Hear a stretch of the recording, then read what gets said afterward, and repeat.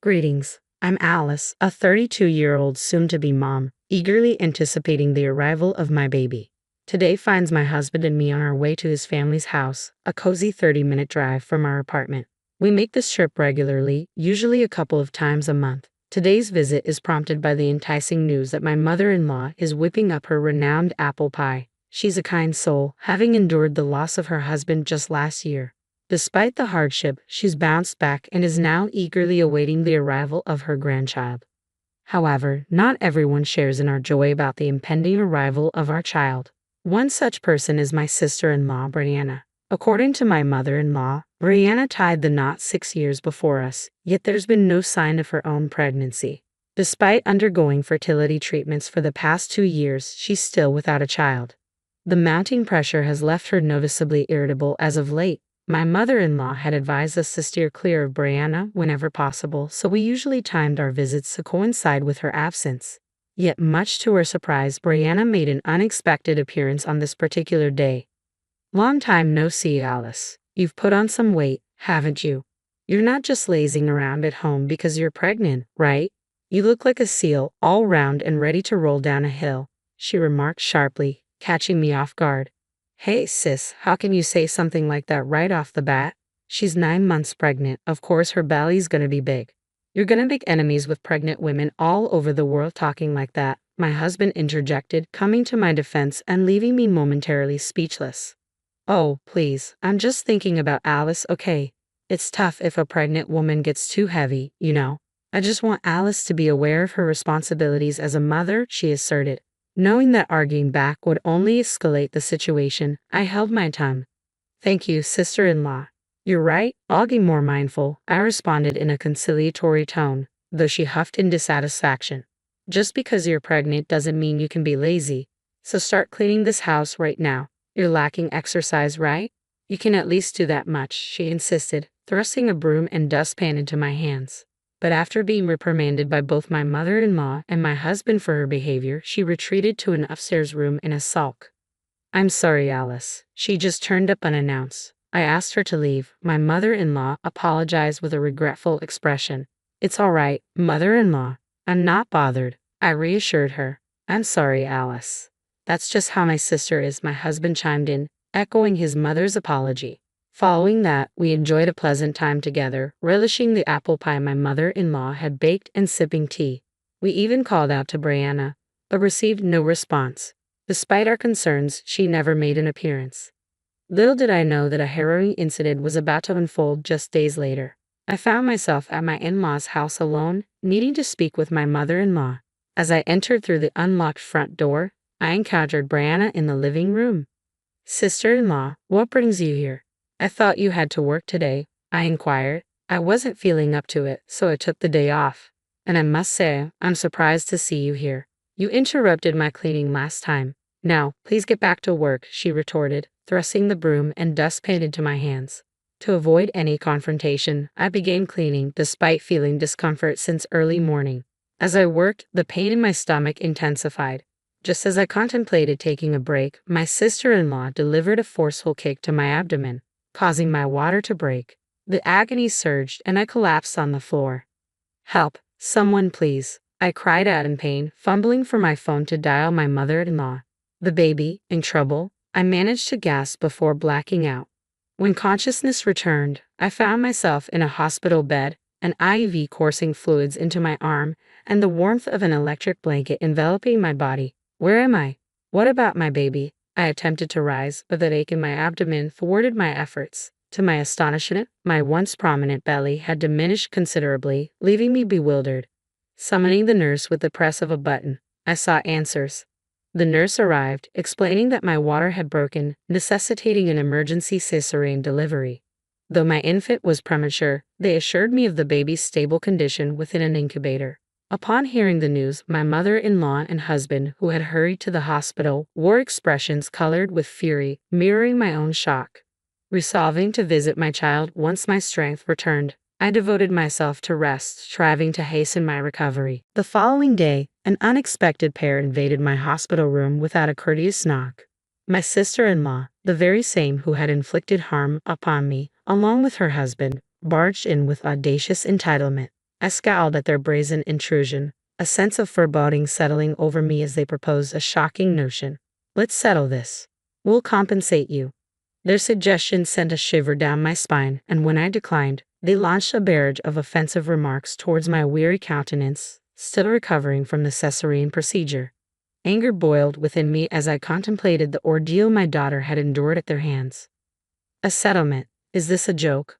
I won't be bought off. I'll ensure you face the consequences, I declared, inciting their wrath as they hurled insults at me. What? How dare you speak to us like that? We're offering a solution, showing mercy. Shouldn't you be grateful, Alice?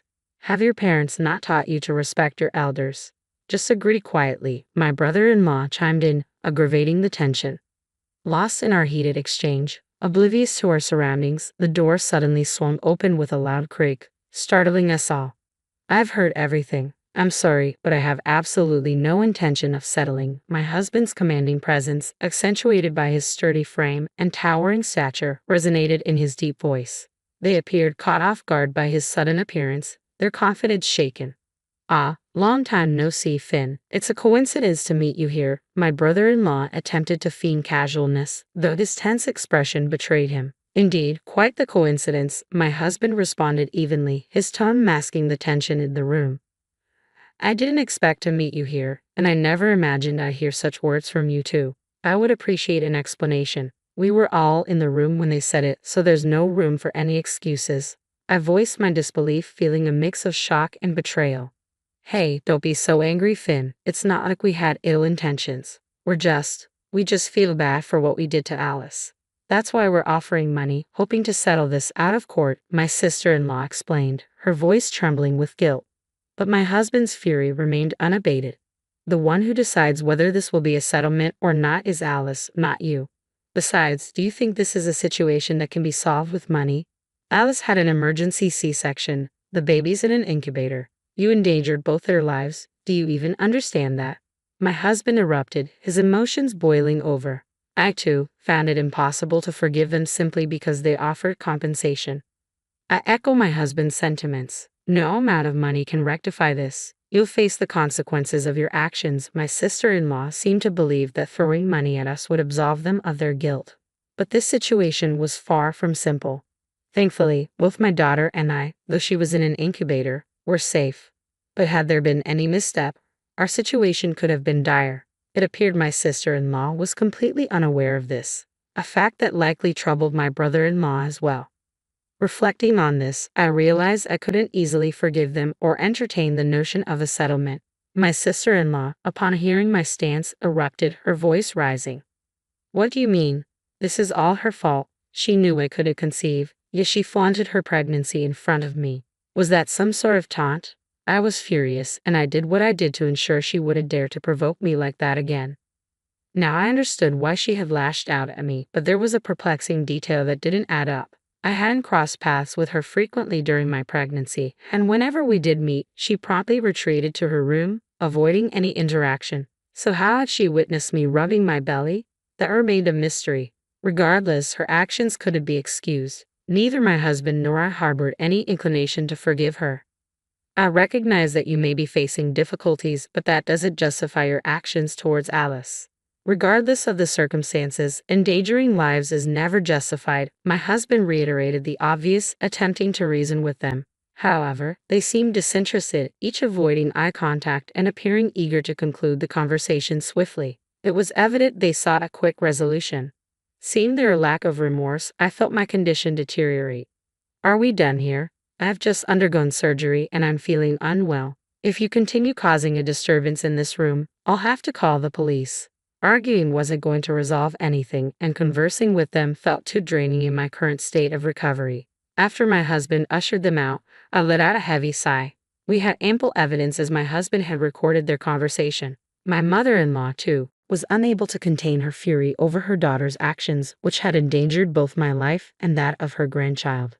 And so, we made the decision to press charges against my sister-in-law. We filed a complaint with the police.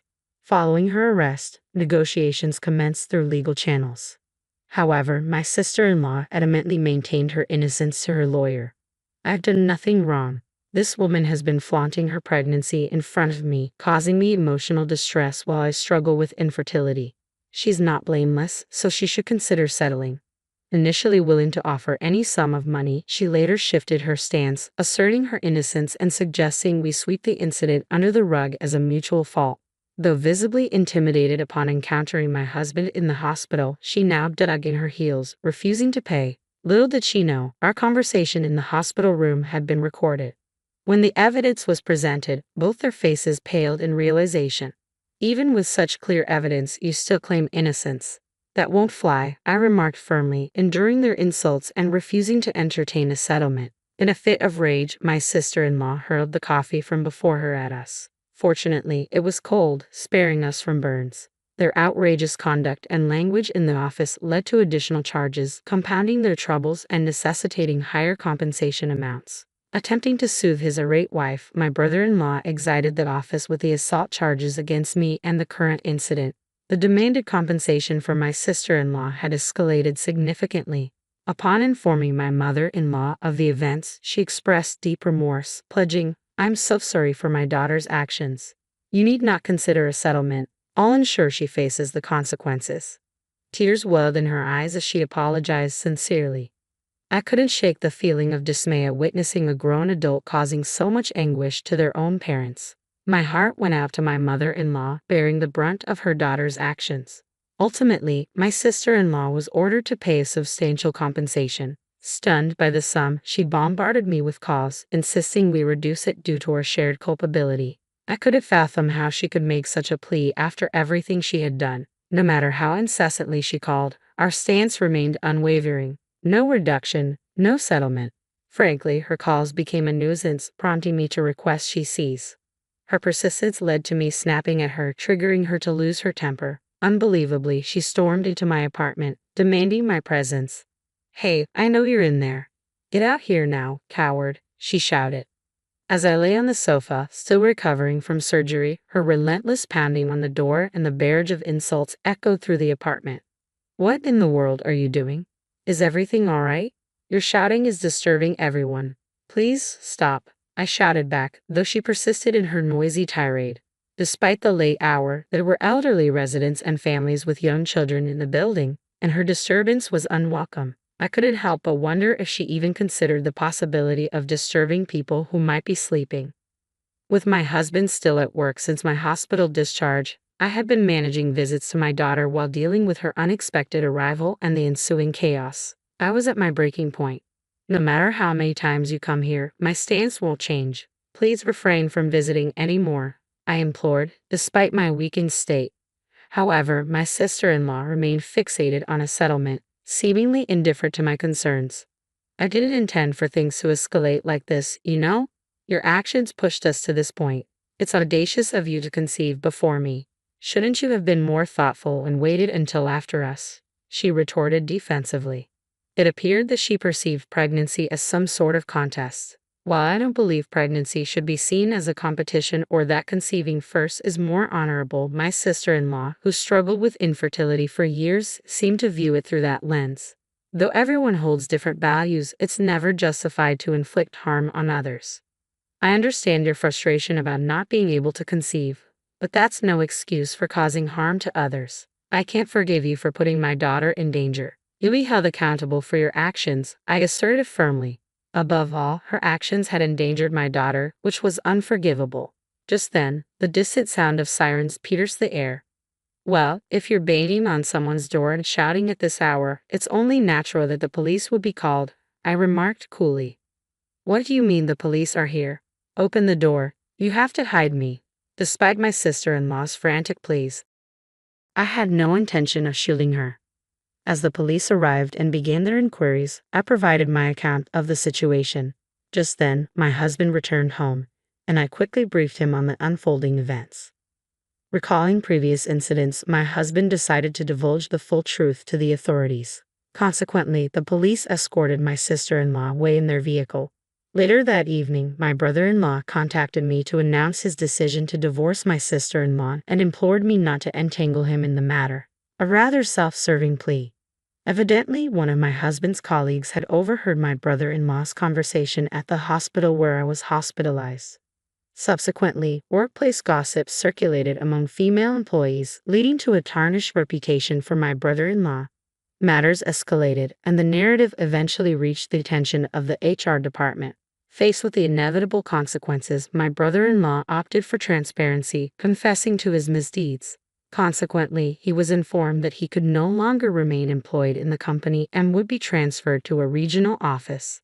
Though he doesn't want to be dragged into any more trouble, I simply can't handle her problems anymore. Another slip up and I'll lose my job. Please spare me from any more complications, he asserted before abruptly ending the call. Since then, he's remained silent. In the aftermath, we received a significant settlement from my sister-in-law. To ensure she couldn't intrude into our lives again, we changed our phone numbers and relocated. Even if she were to face dire circumstances and seek assistance, she'd have no means of locating us. Several months later, my daughter was discharged from the hospital unscathed, thriving, and healthy. Rumors circulated that my sister-in-law hadn't fared much better. Initially relying on the hospitality of friends, she overstayed her welcome, neglecting her shared expenses until she was ultimately evicted. Now, with nowhere to call home and debts looming, she's scraping by with part-time work.